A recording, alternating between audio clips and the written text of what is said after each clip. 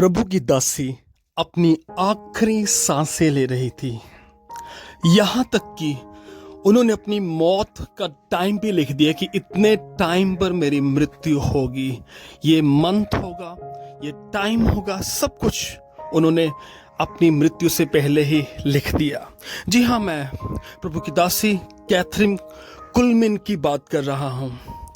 आप अगर उनके सभी मैसेजेस सुनोगे, उनके सभी मैसेजेस में एक बात कॉमन थी, और मैं चाहता हूं कि आप जरूर इस बात पर ध्यान दें। वो एक बात क्या थी? वो अपने मैसेज में, अपने संदेश में ये अक्सर कहती थी कि प्रभु को अपनी लाइफ पूरी तरह से समर्पित कर दो।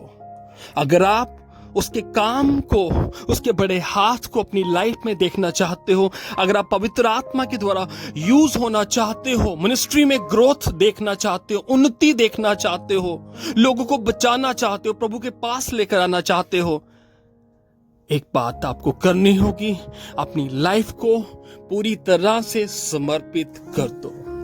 और आपको मैं बताना चाहता हूं कि जो टाइम प्रभु की दासी ने लिखा था, वो हॉस्पिटल में एडमिट थी। उन्होंने लिखा था कि मेरी मृत्यु 20 फरवरी सुबह 1:13 पर होगी, और तभी जो हार्ट मॉनिटर होता है वो सीधी लाइन होगी और उनकी डेथ हो गई। अजीजों, मैं यीशु मसीह के नाम से आपको कहना चाहता हूं कि हमें अपनी लाइफ को परमेश्वर को समर्पित कर देना चाहिए। हम बहुत सी चीजों को प्रभु को समर्पित नहीं कर पाते हैं, और दूसरी ओर हम ये इच्छा रखते हैं, ये एक्सपेक्टेशन रखते हैं कि प्रभु हमें अपने राज्य के लिए इस्तेमाल करें। लेकिन जो परमेश्वर चाहता है कि हम अपना मन उसको दे दें, अपनी लाइफ को उसको दे दें, वो हम उसे सौंपते नहीं हैं।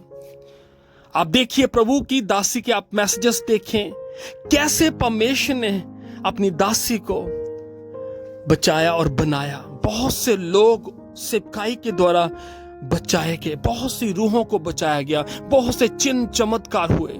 यहां तक कलाम आप उनके इतिहास को पढ़कर देखें, थोड़ा स्टडी करके देखें। जब प्रभु की दासी मंच के ऊपर आती थी, प्रचार करते करते लोग हील हो जाते थे, चंगे हो जाते थे। एक ही बात थी जो उन्होंने की, उन्होंने अपनी लाइफ को पूरी तरह से प्रभु को समर्पित कर दिया।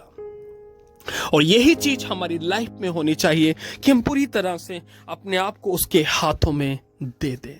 प्रभु आपको बेहद ब्लेस करे। सभी को जय मसीह की।